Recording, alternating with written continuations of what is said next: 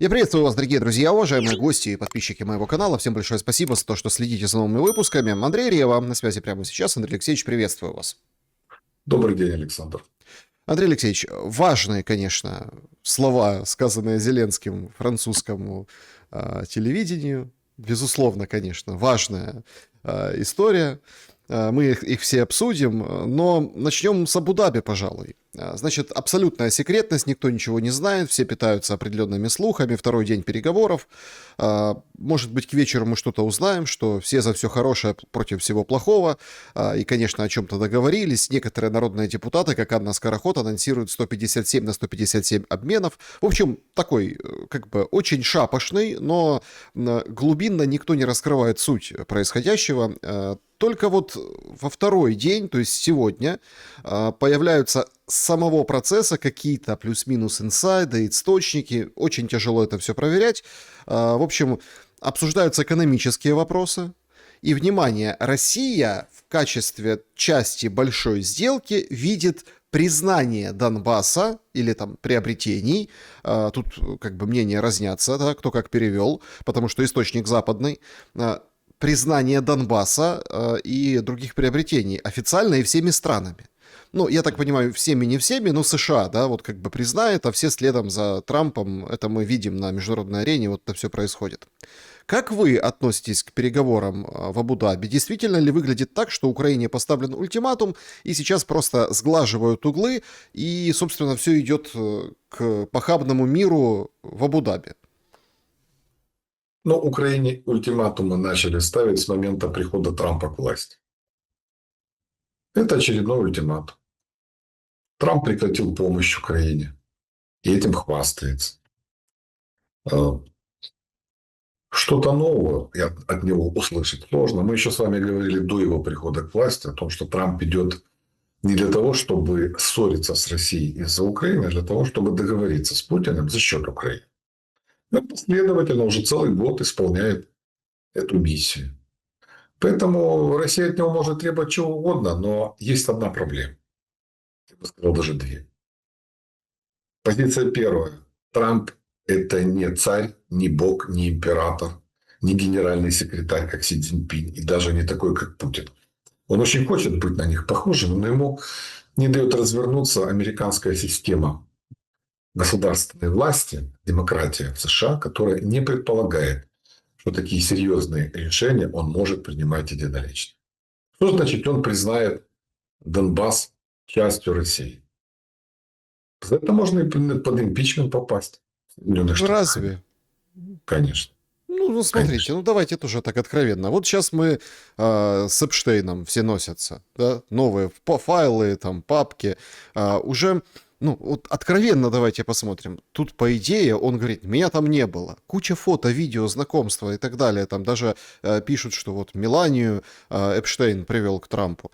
Но, тем не менее, все ведь очень контролируемо. И вы видите, как работает информационное поле. Они вывалили, типа шокировали, потом дальше начинают разгребать. В процессе того, как разгребают, появляются сторонники, противники или кому все равно. И тема как бы, ну, она заглохнет до выборов. И это все очень контролируемо через Минюст США. То есть ровно точно такая же история. Все как бы повозмущаются, как бы повоняют и забудут, как говорил Зарян Шкиряк. Ну а потом дальше перемелится и мука будет. Ведь так они действуют. Это так действует Запад. Нет, это так действует в России. Да, они так считают. На Западе это работает совсем по-другому. Недавно прошли выборы сенатора от штата Техас. И я не буду всем рассказывать о том, что штат Техас – это оплот республиканской партии. Так вот, там сейчас сенатором выбрали демократа. Как будут голосовать жители Миннесоты в ноябре месяце? Мы посмотрим. После того, как вот эти негодяи убили там 2 кондовых американских граждан, белых, не иммигрантов, которые, в общем-то, не представляли угрозы. Сейчас Трамп оттуда 700 сотрудников этой своей охранки выводит из штата Миннесота. Когда губернатор Ньюсом говорит о том, что вы его боитесь. Он бумажный тигр, и скоро это все увидят. Республиканцы проигрывают все выборы сейчас, которые проходят в период до ноября месяца 2026 года. У него ситуация катастрофическая. И Трамп не зря говорит, что эти выборы для него, если мы их проиграем, могут закончиться импичментом. Это не мои слова, это его слова. Он сейчас То есть себя вы не более думаете, что он чувствует. как приукрашивает события? Ну, то есть там нагоняет Нет, жути. вот смотрите, он четко понимает одну простую вещь. Он уже столько куролесил, что действительно у него будут очень серьезные проблемы в ноябре. Дойдет ли это до его отстранения, это вопрос. Но если будет, он проиграет выборы там, в одну из палат, это это очень реальная перспектива. У республиканцев вообще сейчас в нижней палате плюс преимущество 5 голосов, а в верхней палате там практически 50/50. Так вот, потеря контроля над одной из палат Конгресса приводит к тому, что Трамп перестает вообще быть Трампом. Вот эта вся его наглость улетит в ту же секунду. И после этого, как он станет хромой уткой, вы увидите, как начнут себя вести и средства массовой информации, и бизнесмены, и все прочее. И если кто-то думает, что в Америке не наказывают за коррупцию, наказывают. И этот золотой самолет ему вспомнят, который ему подарили шейхи, и он ждал Израиль. Подождите, всему свое время. Поэтому Трамп не может себе позволить делать некоторые вещи, которые он даже Путину обещал. Он не может вот просто сказать, да, Украина там сдавайся, и до свидания и тому подобное. Почему? Да потому что общественное мнение в США на стороне Украины. Это Никсон мог позволить себе вывести войска из Вьетнама, потому что общественность этого требовала. Он опирался на большинство американского народа. И то закончилось это дело тем, что ему пришлось уходить в отставку. Пришлось уходить из Афганистана, потому что тоже общественность требовала этого. Но помощь Украине требует общественность продолжать, а он этого не делает. И тут он идет против общественного мнения. Подождите, И когда какая сегодня общественность ему требует Путин продолжать? говорит, а Стойте. теперь признай, пожалуйста, Не-не-не, стоп. наши Какая захваченные общественность территории. требует продолжать? Да, большинство американцев за продолжение помощи Украине. И республиканцы, и демократы. Сторонники, имею в виду. То есть за Вот войну. это То есть так. американцы за войну. За Они не за продолжение войну, войны. они за помощь Украине. Нет, Потому нет, что нет, вот в американская... этом-то, понимаете, в этом-то и дьявол, Андрей Алексеевич, в мелочах, понимаете? Они за то, что помогать Украине. Так простите, пожалуйста, республиканцы, и Рубио об этом говорил, и сейчас в Абу-Даби это обсуждают, нам рассказывают, что прям посыпятся деньги, манная небесная в Украину, после того, как примут похабный мир и, в общем, отдадут Донбасс, выведут войска, все, как бы уладится и договорится. Вы же видите процветание, там, відбудова Украины, инвестиции, зарплаты в 3-5 раз больше, прям рабочие места, BlackRock развернется, прям у нас Нью-Васюки, судя по речам и о том, о чем они сейчас договариваются, происходит. Вот вам, пожалуйста, и удовлетворяется этот запрос, о котором вы говорите. Просто тут же проблема сейчас продолжать или останавливаться, понимаете? Ну, именно смерти, убийства, и в этой тяжелейшей ситуации, которая сейчас пребывает Украина, без света, без воды, ну, понятно, удары по теплогенерации, они продолжаются, да? Ультиматум же это как прививка. Смотрите, я могу договориться. Я позвонил Путину, и недельку не били. А Зеленский то ли не в курсе был, то ли был в курсе, а решил сыграть, ну, на количестве дней не с воскресенья до воскресенья, а как-то по-другому. Поэтому, как бы, видите, политика очень жестко ведется республиканцами сейчас. Да нет. Вот эти все их мантры о том, что вся с нас прольется дождь и все прочее, оно возможно только в одном случае, когда мир будет прочным и безопасным. На сегодняшний день то, что нам предлагается согласиться со всеми теми приобретениями, которые Путин получил, и плюс сделать так, что Украина окажется без гарантий безопасности, именно военного ответа Запада в случае нарушения Россией этих условий. А то, что они найдут повод для того, чтобы их нарушить, ни у кого сомнений нет. Они и так без всякой причины напали на Украину. Поэтому Украина не поведется. Все эти россказни о казковых миллиардах, які на нас прольются после того, как мы согласимся сдать нашу территорию. Этого не будет. Украина будет бороться, потому что у нее другой опции нет. И самое смешное и самое удивительное, что и у Путина другой опции нет. Потому что Поясните, да. Потому если он что сейчас... неочевидные вещи говорите. Почему же? Ведь все же прекрасно понимают, зачем он напал на Украину. Согласитесь, что не для того, чтобы 5 областей присоединить и Крым. 4 области и Крым. Севастополя. У него цель была очень конкретная – захватить всю Украину. Это все понимают. И сейчас, когда он скажет, что мы прекратили войну, потому что мы достигли своей цели специальной военной операции, оккупировав 4 области и Крым, то, извините меня, ведь все же прекрасно понимают, что это значит, что он потерпел поражение. А значит, Акела промахнулся. Вы сейчас А просто, если смотрите, Акела... вы сейчас выстраиваете какую-то абсолютно, ну, как бы иную конструкцию, и отталкиваясь от темы, что надо захватывать всю Украину. Смотрите, вы считаете, что нейтральный статус, да, и, скажем так, ну вот, не угроза для России со стороны Украины, не вступление в НАТО и не размещение военных баз, контингентов стран НАТО, это захватить всю Украину? Но это же неправда. Нет. Вы сейчас, Александр, говорите то, что говорит сейчас российская пропаганда. Когда начиналась война, если вы забыли, я напомню, они наступали на Киев. Они не наступали на Донбасс. То есть у них цель была захват столицы Украины, свержение правительства и оккупация всей Украины в течение короткого времени. Именно поэтому они так спешили.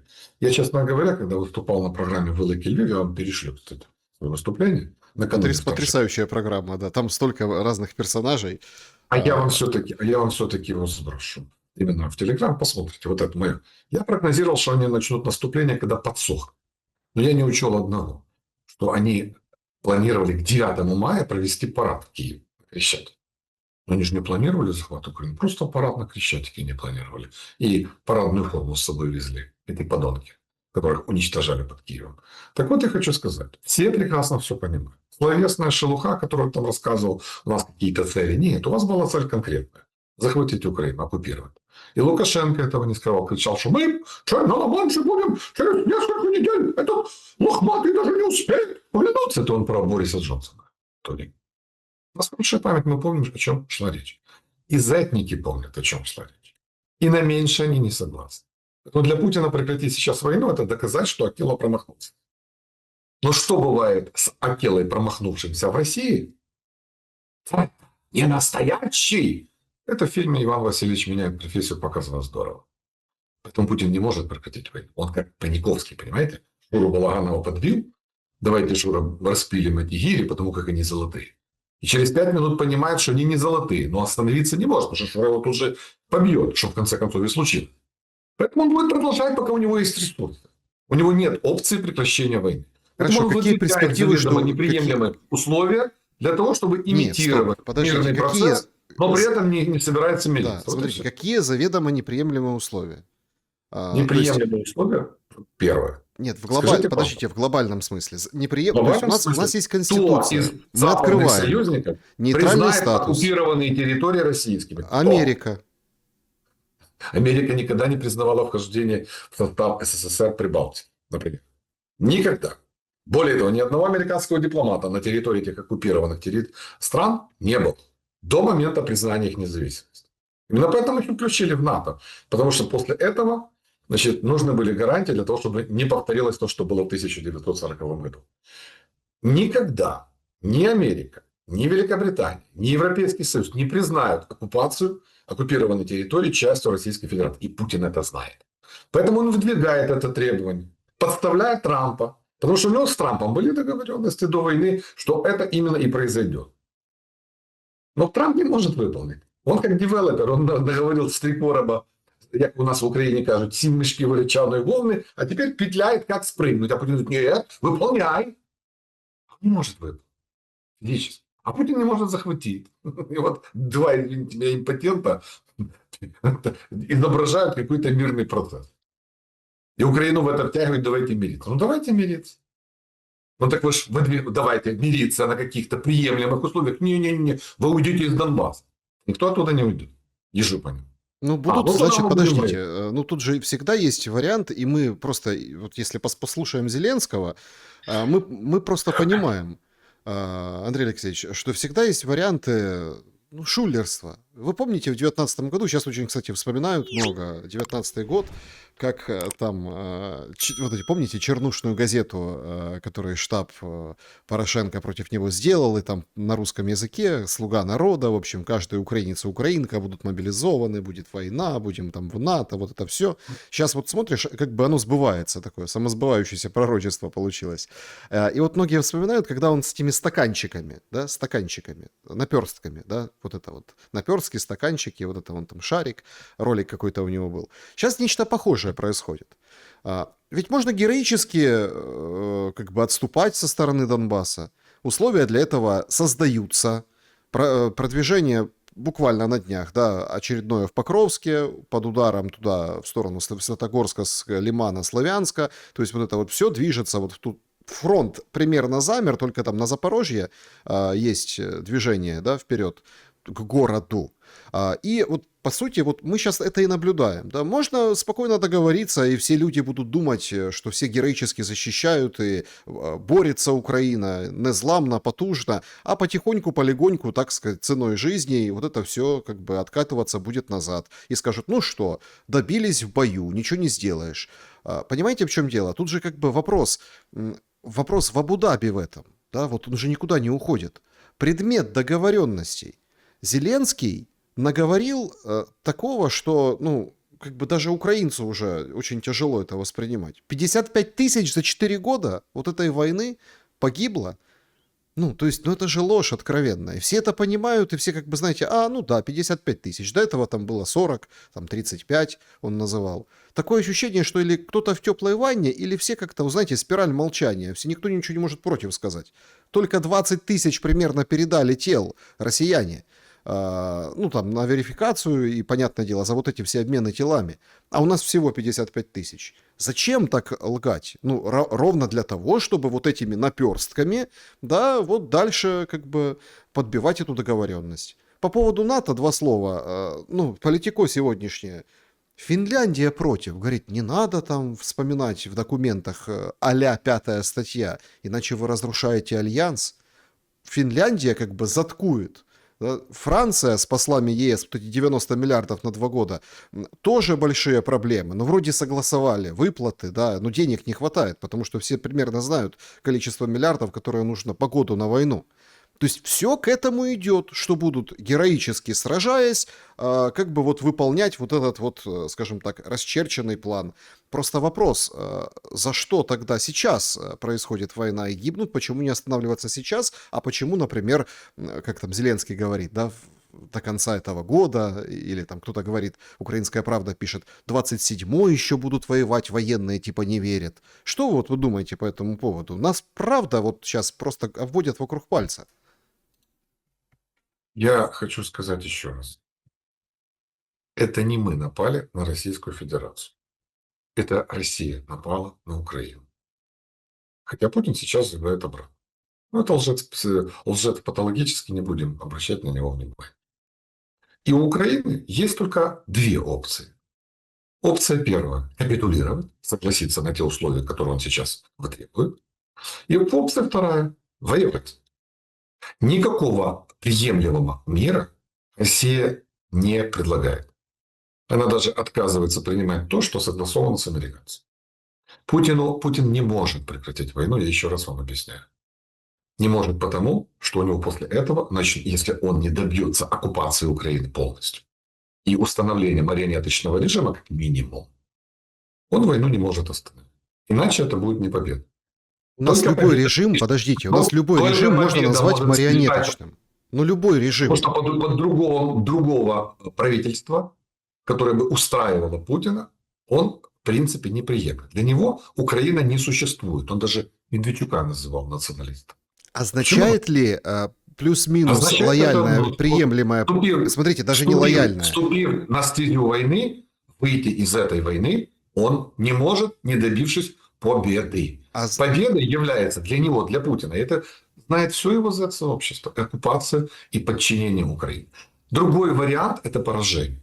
И Путин этого боится больше всего. Поэтому он имитирует, он изображает желание мира, Смотрите, при этом выдвигает условия, которые заведомо другая сторона не примет. Мы не можем... И говорить о том, что вот вы примите, и вот тогда наступит мир, нет, мира не будет. Послушайте, мы сейчас находимся в определенной вот этой воронке, да, вот этих фантомных... Воронку создал тот, кто напал на нас. Нет, воронку значит, создал... устранить воронку может только Нет, он. воронку Если создал... он этого не хочет, значит, мы обязаны сопротивляться. Воронку воевать. Создал Зеленский, воронку создала украинская пропаганда, воронку, воронку создала. Теперь любой человек... Воронку создала агрессия Российской Теперь Федерации любой человек... против Украины. Остановить войну можно сейчас. Смотрите. В любую секунду, когда Путин выведет войска из территории Украины, суверенного государства. Любой человек... нарушать международное право и уберется с нашей территории. И война прекратится. Мы же не пойдем дальше воевать. Нет. Любой человек, который сейчас поддержит единственная мирные проблема переговоры... в этой войне – это позиция Путина. Послушайте. Но я прекрасно понимаю, почему он ее занимает. Нет, вы Потому смотрите. что у него нет опции прекратить войну без достижения, как он говорит, цели специальной военной операции. А цель это очень простая. Пускай он ее так сейчас не артикулирует, но цель очень всем понятная. Оккупация Украины, ликвидация ее как независимого государства. И об этом, кстати, Зеленский сейчас сказал. Дошло до парня на 6-м году, на 7-м году президентства. Вы понимаете, в чем проблема? Ну, я о другой вам воронке говорю. Любой человек, кто поддерживает мирные переговоры, любой человек, который за разрешение войны, получается автоматически агент Путина, национальный предатель, негодяй и, ну, скажем так, как это, лояльное или там, да, оккупационное правительство. То есть мы находимся в очень неправильной растяжке. Украина ведет переговоры. Секундочку. Украина ведет переговоры. Сформулирована официальная делегация указом президента. Она встречается с россиянами и ведет переговоры о мире. Это позиция украинского руководства? Да. Вступить в переговоры. Вступили. Никто же не говорит о том, что Зеленский или те, кто ведут переговоры, предатели. Нет. Пожалуйста, мы ведем переговоры. Вопрос в другом. Почему нет результатов переговоров?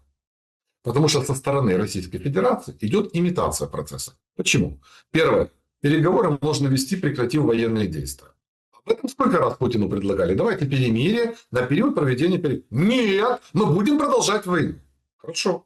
То есть это уже первое его показание к тому, как он стремится к миру. Второй вопрос. Давайте мы вот остановимся так, вот, как мы остановились, и дальше будем... Нет, я требую уйти с Донбасса. И так далее. То есть каждый раз, когда любые приемлемые предложения даются Российской Федерации, он их отбрасывает. Давайте мы тогда гарантии Украине дадим. Мы не будем размещать базы на территории Украины. Но если вы нарушите и вступите в войну, значит мы тогда дадим военную... Нас это категорически не устраивает. Мы будем рассматривать эти цели как законные военные цели.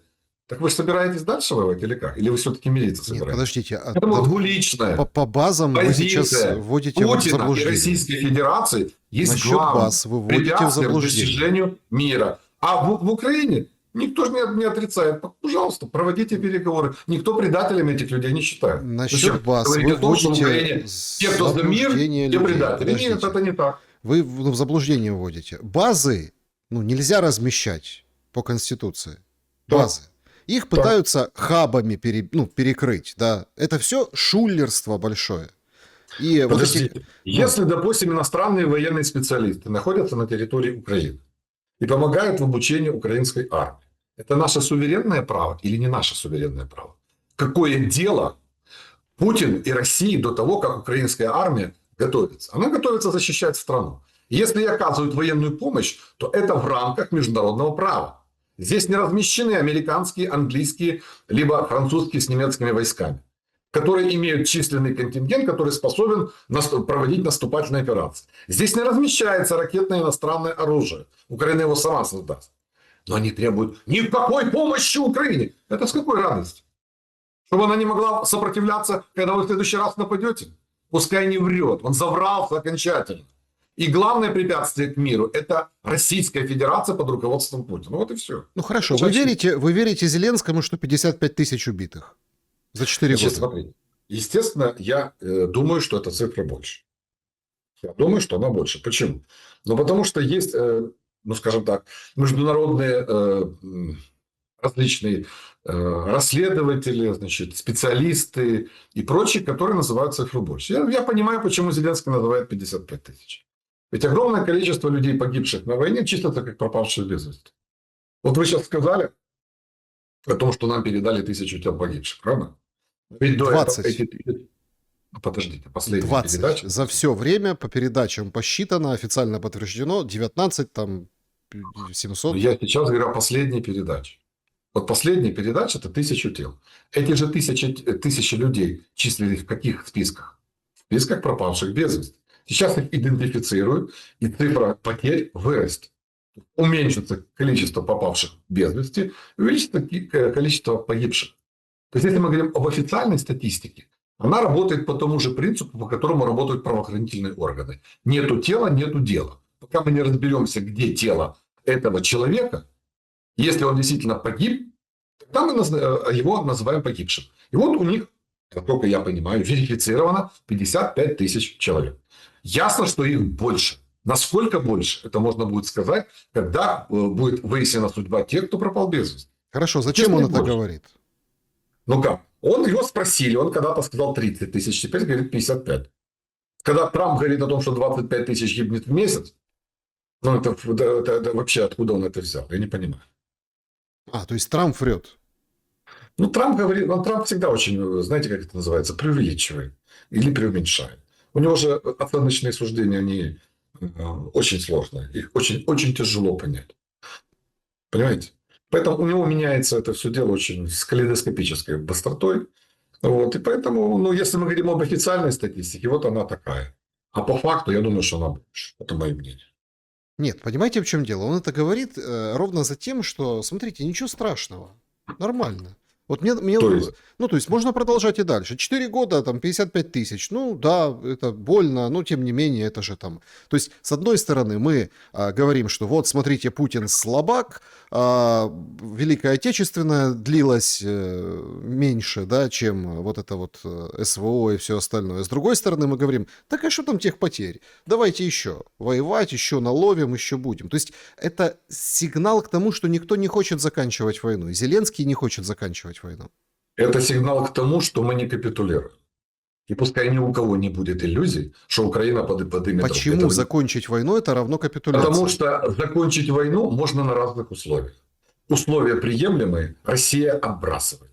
Ее условия – капитуляция. Мы на это не пойдем. Поэтому мы будем воевать. Нравится это русским или не нравится? 40% украинцам, по данным соцопросов, готовы капитулировать, по вашему мнению, тогда получается. 40. 50% против отдать Донбасс, 40% за, 10 не определились, это последнее, позавчера, по-моему, КМИС, кажется, выдал. Я не слышал и не видел таких статистических данных, но я считаю, что этим 40%, как вы говорите, если они существуют, нужно задать один простой вопрос. Давайте включим в передачу России Донбасса тот также населенный пункт, в котором живете вы. Я хочу посмотреть на результаты такого опроса. Это очень хорошо, когда человек говорит, где-то там далеко, это ж тебя не волнует. Нет. Вот это задать ему простой вопрос. А давайте мы вот твой населенный пункт передадим Путину. Как ты к этому относишься? Вот если он скажет «да», вот с такого человека, я не знаю, лечить нужно. Получается, что вот эти удары по энергетике, вот эта тяжелая ситуация с экономикой, энергетикой, теплом, светом, наоборот, еще сплотили украинцев. Во всяком случае, вот я живу среди людей, я же не живу в Конча-Заспе или под Киевом, живу в Виннице. У меня есть свой круг общения, я вот с людьми очень часто общаюсь. Я сегодня не на должности, имею возможность общения с разными людьми. Я не слышал ни разу. Да, допускаем уже, прекратить, в каких условиях прекратить нужно жить. Такого нет. Поверьте мне, Александр, я же вижу реальную ситуацию. Со мной люди откровенны. Они же понимают, что я к власти не принадлежу. Разговаривать со мной откровенно. Никто из них не требует согласиться на любые условия Путина. Они готовы мириться, но на приемлемых условиях. Но капитулировать, идти на все хотелки Путина никто не будет. Это факт. И не помогут никакие удары по энергетике. Удары по энергетике не помогут. Поэтому, в принципе... Это он зря рассчитывает. Я вам сразу говорю. Просто понимаете, в чем дело? Так, а как воевать? За что воевать? На что? Воевать за независимость своей страны. На что? За то, чтобы сюда не пришли эти подонки, которые когда-то пришли в Ирпень, в Мариуполь и в остальных городах, разрушены и уничтожены этими негодяями. Вот когда мы видим сейчас, что творятся, как они освобождают Донбасс, мы прекрасно видим, они уничтожают людей, они уничтожают города, стирают их с лица земли. Вот для того, чтобы не случилось это с остальными, надо продолжать боевые действия. Другого варианта нет, если они не хотят прекращать войну. Вот и все. Но И не вооруженные от силы нас. Украины ровно точно так же освобождают города. Что-что? Вооруженные силы Украины ровно так же освобождают города. Если города разрушены в ходе военных действий, а потом контрнаступление проводит украинская армия, она, естественно, освобождает то, что там осталось. Но это не значит, что мы свою территорию должны подарить тому, кто пришел ее украсть. Этого делать нельзя ни в коем случае. Американцы предлагают продать. Насколько Ну, я так пускай, понимаю, из пускай продадут Аляску, я не из знаю, логики обратно Абу-Даби. России. 7 миллионов долларов Россия заплатит, пускай продадут Аляску им обратно. Пускай еще что-то продадут. Они же много чего покупили. Луизиану у Франции и так далее. Если это допустимо было в 19 веке, то это абсолютно неприемлемо в веке 20, после Второй мировой войны, когда уже мировое международное право сформировалось. Это так не работает. Торговать землей никто не будет.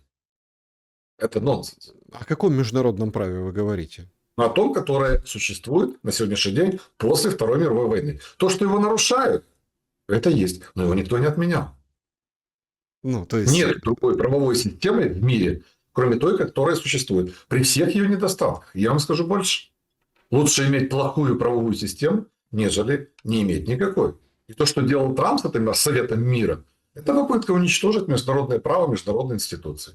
И очень здорово, что многие на это не повелись. Очень хорошо. То есть, смотрите, если действительно, ну, как бы, да, вот, давайте так, ну, вот, финализируем этот куст вопросов. То есть, украинцы готовы продолжать войну дальше. Украинцы вынуждены продолжать войну, и они не сдадутся. Вот так я вам отвечу. Вот, не Вынуждены. сдадутся. Они не хотят воевать. Они не хотят войны, это правда. Но это не значит, что они поднимут руки. Как только перестанет хотеть воевать Россия, наступит мир. Все. То есть, смотрите, выполнить, скажем так, ну, отход от Донбасса с, как там это Зеленский, зоны там экономические, еще чего-то, нейтральный статус, не вступление в НАТО, не размещение военных баз, это то, что просто сейчас, да, у нас как бы ну, в пунктах и вот сейчас на как бы порядку денному, да, на повестке дня. То есть это означает поднять руки и капитулировать. Во-первых, я не знаю, каков предмет переговоров в Абу-Даби.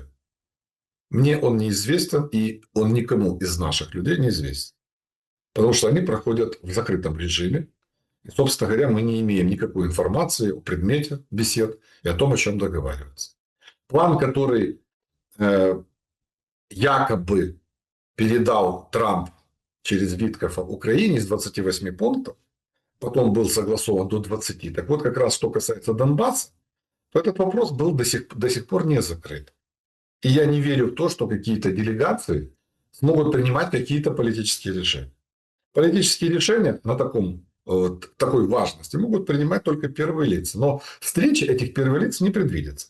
Посему я могу сказать, что это разговоры, ну, может быть, они технической стороны важны, может быть, с пропагандистской стороны важны, что, дескать, вот ведем переговоры, но они ни о чем.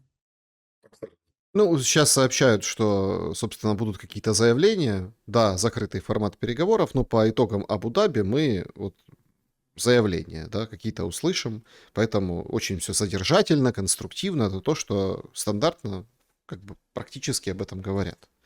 То есть что-то мы узнаем сегодня, это точно. Однако тут возникает другой момент. Исходя из того положения, в котором находится Украина, воевать не на что. Денег не дают. И причем европейцы не дают. В европейцах, ну, скажем так, драка за эти деньги. Французы с британцами говорят, а чье оружие покупать, а как там... По количеству их тоже не хватает. Получается, что как бы денег нет, но вы держитесь. Знаменитая вот эта фраза в Крыму, да, Медведева. Это сейчас Европа говорит Украине, в том числе. Получается, что перспектива воевать еще год, или, как пишет «Украинская правда», в следующем году, ну, они очень туманные. Почему все уверены, что война еще там год, полтора, два продлится на фоне этих переговоров? Зачем это? Это чтобы все как бы готовились, не обольщались и не питали никаких надежд на мир? Ну, начнем с того, Александр, что у вас устаревшая информация. Начнем. 90 миллиардов евро кредит, который под замороженные российские активы выдаются Европейским Союзом. Он проголосован Европейским парламентом. И вчера поступило сообщение о том, что условия предоставления этих денег уже согласованы. То есть, они сейчас будут Украине приходить. Поэтому говорить о том, что денег нет, ну, это может сказать Медведев жителям Крыма. Нет, давайте считать. Подождите, Которым сейчас стойте. обещали Вы высокие сейчас... пенсии, а потом сказали, денег нет, но вы держитесь. Да, вы сейчас смотрите, давайте считать. 90 миллиардов, это 30 и 60. Ну, там имеется в виду военная, бюджетная помощь. Бюджетные помощи, это на 2 года. В этом году получается 15, когда надо 45. Ну, смотрите. Деньги, которые необходимы Украине для того, чтобы она продолжала держаться и воевать, вот на этот год есть. Об этом есть официальные заявления украинских государственных деятелей и европейских. В каких пропорциях их будут распределять, я не знаю. Это нюансы важные, но еще раз говорю, они не повлияют на способность Украины финансировать государственные расходы, в том числе и на войну. Война будет продолжаться не потому, что денег Украины завались, или их вообще нет. А потому что воюет Россия. Россия не хочет мира. Знаете, Путин находится в ситуации, как у Лудомана. Вот у него фишки есть. Сейчас я поставлю, сейчас тут рулетка прокрутится. О, выиграет, не выиграл. Еще раз, еще раз, еще раз. Мы в 24 году прорвем фронт, мы, значит, в 25 году мы их добьем. Не получилось. Ну, сейчас вот мы тут энергетику уничтожим, а потом еще одно наступление проведем. Он не может остановиться, понимаете? Для него остановка, это, еще раз повторюсь, с чего я начал. Акела промахнулся. А раз Акела промахнулся, царь не настоящий. И дальше уже все по цепочке известной пойдет. Потом он будет продолжать военные действия. Будет лезть и кричать, что мы там будем вечно и так дальше. Задача Украины – оказывать сопротивление, воевать. Потому что другая опция – это капитуляция. Все. Не хочет мириться. Ну, тогда подождите. Давайте так. Хорошо. Ну, то есть, я вас даже... Смотрите, я в вашем... Александр, нет, вы сейчас намеренно... Извините. Вы ситуацию срисовываете таким образом. Россия предлагает мир. А Украина говорит, нет, идем дальше воевать. Да. Нет, Россия предлагает капитуляцию. Хорошо, говорит, нет, но я просто, смотрите... так вы хотите воевать? Ну, тогда мы пошли дальше. Давайте тогда... Извините меня. Условия, я которые понял. Выдвигает Кремль, это неприемлемое, понятно. Смотрите, окей, тогда... Вот берем тогда вашу логику, да? То есть или воюй, или капитулируй. Да. Ну тогда означает, что пройдет еще какое-то время, да, и тогда уже будет точно капитуляция. У нас Потому что, а вы проследите, пожалуйста, динамику условий за окончание войны. Они захватили 1% территории. Дальше что? 1% это... Нет, это мантра. Это тоже... Дальше? Это разбивается тоже. Это вся история про 1% территорий. А давайте посмотрим... Сколько трупов они положили по тем же Покровским и Мирноградам. Так давайте сколько положили? А вы знаете сколько? Ну, вы знаете, сколько положили? Кто вам сообщает? Это даже международные эксперты говорят, 1 к 7, извините меня. К каким 7? У Зеленского к 15. Что они наступают, поэтому они несут больше потерь. Мы не знаем с потерь. Вы понимаете, потери, это сейчас Зеленский нам это все... Вот он, понимаете, в чем дело? Он сделал страшную вещь. Я на это делаю упор не потому что за этими цифрами стоят жизни украинских воинов, вдовы, родные, не стоят? Друзья. И российских стоят. Но... За что воюют российские солдаты? За что? За то, чтобы захватить руины Покровска и Мирнограда? За что они воюют? Что их толкает на эту войну? Желание захватить и уничтожить своего соседа? За что умирают наши солдаты? Мы знаем. Мы чествуем наших героев. Для нас это война освободительная, народная, защитная. И поэтому никто не заставит украинцев сложить оружие. В народной освободительной войне не пхают в бус. И каждый день не нападают на военкомов. Начнем с того, что у нас в бус, когда показывают, пихают 1, 2, 3. В то время как мобилизация, по данным официальным, это 30 тысяч человек в месяц. Хорошо, а где тогда солдаты? Если какие-то инциденты случаются, а потом их раздувают, так это вопрос к нашей где пропаганде. Солдаты? Вопрос к российской пропаганде. Как они умело настраивают население. Вопрос прямой. Где солдаты? Смотрите, каждый месяц 30 тысяч человек. Да. Потери убитыми 55 за 4 года. Где Да. все в СЗЧ ушли? Или где они? Еще раз говорю. Все ранены? 55 тысяч – это те, кто официально признаны погибшими. Это то, которые верифицированы. Сколько еще не верифицировано, я не знаю. Это первое. Второе. 200 тысяч ушло в СЗЧ. Это не моя цифра. Это сказал министр Федоров. Правильно? Во время инаугурации. Поэтому мы тоже имеем официальную цифру. Ухилянтів 2 миллиона. Это тоже он сказал. Это не я сказал. Если у нас у Хылянтьев 2 миллиона, 200 тысяч ушли в СЗЧ, а какой Александр, вы думаете, что даже во времена народной и Второй мировой войны освободительной при Сталине не войне было вы ухилянтів говорите? и не было СЗЧшников? Было огромное количество дезертиров и прочих. И приказ 227 не просто так появлялся. Ну, не просто так он появлялся, ни шагу назад. И 270-й приказ в 1941 году появлялся, что если кто-то сдался в плен или убежал, то семьи репрессируют. Это что? И война была народная, освободительная. Но, к сожалению, не все готовы защищаться свою страну. Есть и такие люди. Они всегда были. И заградительные отряды во Франции придуманы в 16 году, когда защищать нужно было Верден. Ну, То есть заградотряды это... войны. Смотрите, заградотряды, человека, которого бьют ногами в Одессе сегодня появилось видео. То есть, послушайте, да, за что конкретно. его били и как, это пускай разбирается. Конечно, никто не знает. Это если все... его да, поймали, и оказалось, что он ухилян, прятался, то есть нарушал закон, и потом оказывал сопротивление при задержании, ну, извините, меры физического насилия могут применить, а что тут такого? Ничего так такого. Все нормально, конечно. Начни да. нарушать закон, и не будут тебя принуждать физически. Так вы говорите об идеологии войны. Для чего полиция нужна? Полиция нужна для того, чтобы применять силу в отношении правонарушителей. Такова ее функция. А как иначе? Иначе порядка в стране не будет. Это понятно в любом. Хорошо, а что это за порядок? Стойте. А порядок что это за порядок? Есть закон, он обязательно для всех. В Конституции написано, що обов'язком кожного громадянина є захист своєї країни. Это не я придумал, это написано в Конституции. А есть люди, которые не хотят этого делать, оказывают сопротивление. Ну, значит, к ним применяются меры физического воздействия. А как иначе? Как иначе?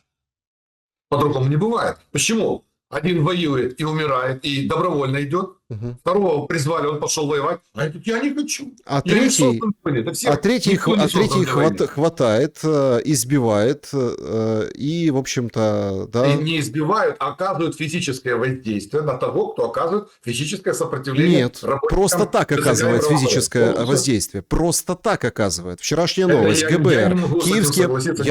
Я вам даю факты. Как вы не можете согласиться? Киевская область, районный военкомат, ГБР заводит дело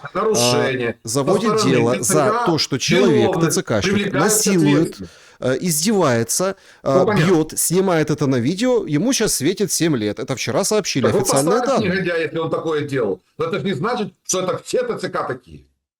Нет, ТЦК выполняет важную государственную функцию. Занимаются пополнением резервов для вооруженных сил Украины. Да, есть инциденты, я же не говорю, что их нет. Потому что есть люди, которые не хотят соблюдать закон.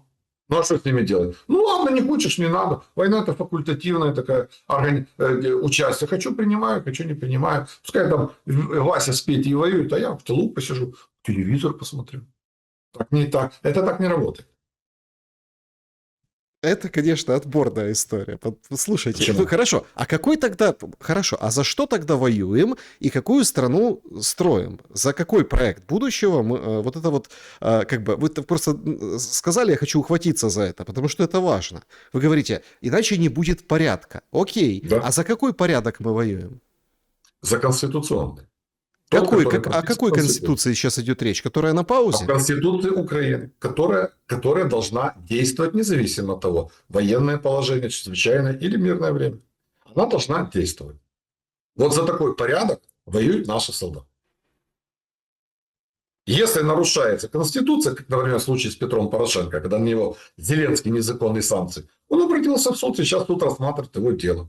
6 марта должны, я надеюсь, вынести уже решение. Это правовой путь борьбы с беззаконием, да.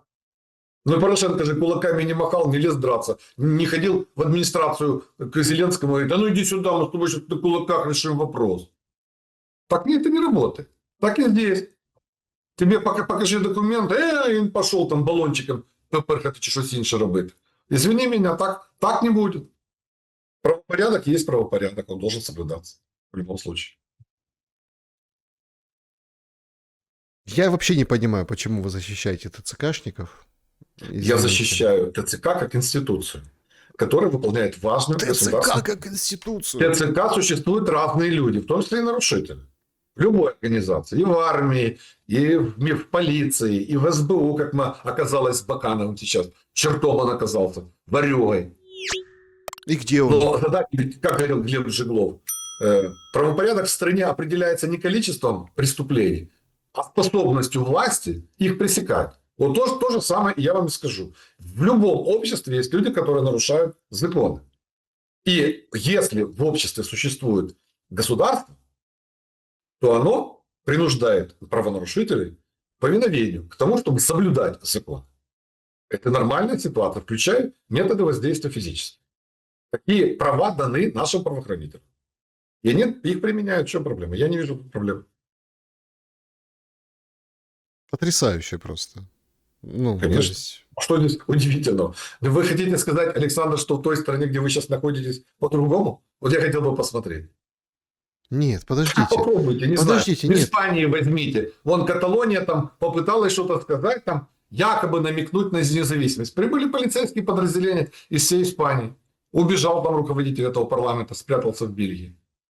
Нет, подождите. Что? Вы сейчас... Ну, идет реальный отлов мужиков, понимаете? Ну, вот Подождите. Вот США сейчас. Сафари, понимаете? Не сафари. Как не сафари? Проверяют документы. Полиция вместе ТЦК проверяют документы. Человек находится в розыске, его доставляют в ТЦК. Если он оказывает сопротивление, ну тогда применяют методы физического воздействия. А как иначе? Ну тебя вызвали, тебе дали повестку, ты не явился, ты уклонился. Ты идешь по улице, тебя остановили. Военное положение, предъявите документы. Он начинает драться или убегать. Ну извините меня. Что должны делать правоохранители? Ну пускай бежит тогда. Ну як? Так это не работает, извините. Это так не работает. Если государство есть, оно обязано принуждать граждан исполнять закон. Иначе не может, иначе нет государства. Так а какую тогда проблему собирается решать Федоров, если у него... Федоров говорит о том, что у нас Какую проблему с ТЦК У нас собирается существуют решать? люди, которые убежали. Ну, дезертиры – это, извините, в любой армии проблема. Фридрих 200 II, тысяч. изучали историю. Каждый пятый. Великий Фридрих. Почитайте боевые уставы прусской армии. Там 90% о том, как бороться с дезертирами. Они разбегаются, негодяи. Ну какой процент Вот отсюда дезертиров? вывод. Дезертиров был в Палкин прусской – армии. это вывод прусской старой армии. Какой Он сейчас процент был у пример для дезертиров? нас. Но он говорил о том, что в бою солдат должен бояться палки капрала больше, чем пули неприятеля. Так они воевали.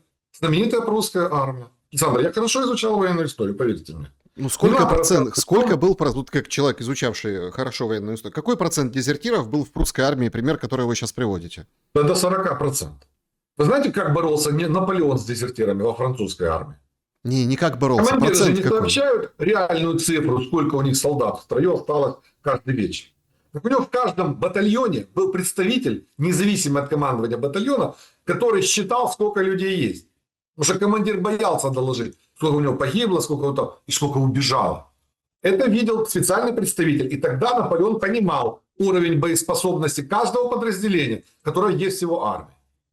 Когда сегодня у нас такой информации нет, потому что Зеленский не смог отстроить правильную систему. Он не понимает, сколько у нас солдат на фронте, какая потребность, как это планируется. Но это же от того, что он такой. Если бы люди профессиональные занимались этим делом, он туда не лез. Или бы помогал бы им. Тогда у нас не было бы даже таких инцидентов, о которых вы говорите. Ну, в этом проблема. Вы согласны с утверждением, что пока война, пока Зеленский у власти? Вы знаете, я всегда выступал за то, чтобы прошли выборы, даже в условиях военного положения. Мы с вами об этом говорили. Я говорил о том, что Конституция должна работать независимо от того, военное положение или не военное. Это так не бывает. О, сейчас она действует, а сейчас она не действует. Как мигалка в том анекдоте. Каже, Коля, глянь, мигалка працює. Зараз працює, зараз не працює, зараз знову працює. Конституция должна действовать. Написано проводить президентские выборы раз в 5 лет. Значит, надо было их проводить в 2024 году. Тем более, что Конституция этого не запрещала. Мы с вами опять же обсуждали этот вопрос. Стефанчук об этом говорил в середине 2023 года. Но почему-то решили их не проводить.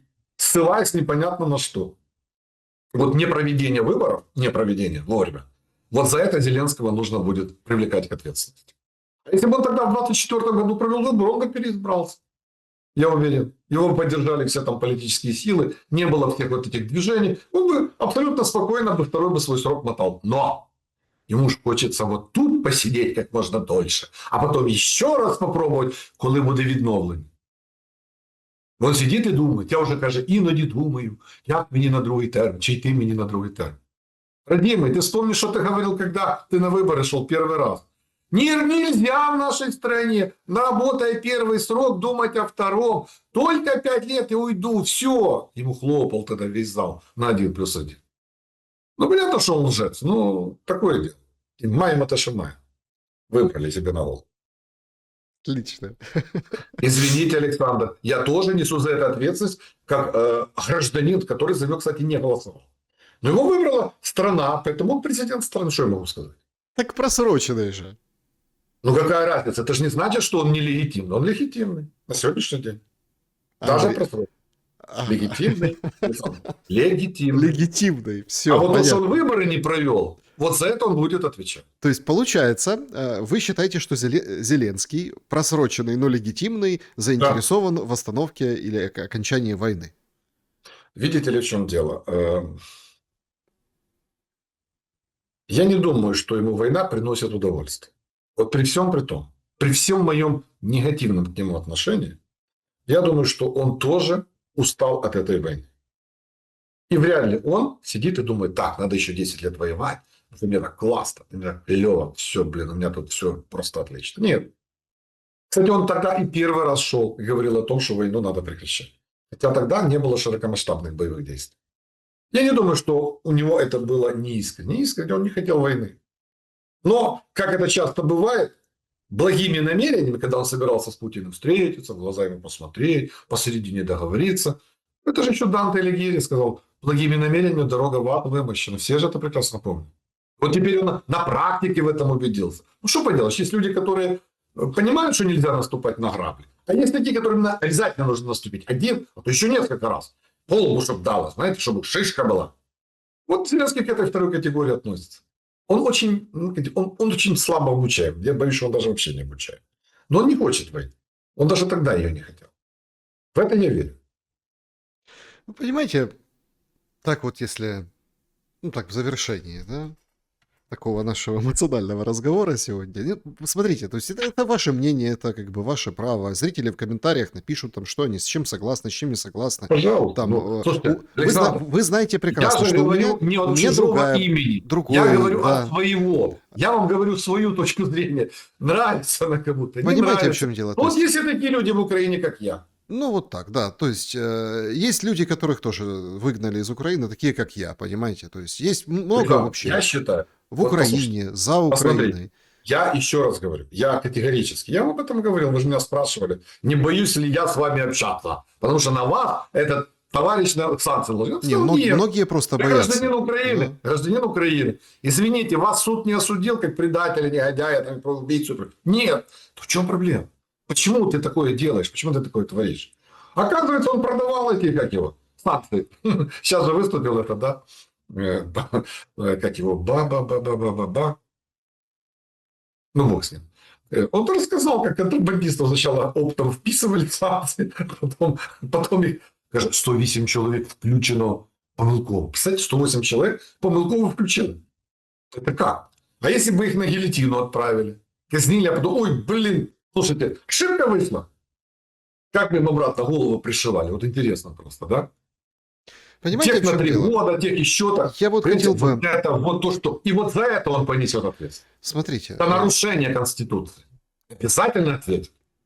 Поверьте мне, не Я открутится. немного, смотрите, обескуражен, как ломается вот эта вся история. Вот почему, допустим, да, мы с вами эмоционально поговорили насчет вот идеологической составляющей этого этапа войны.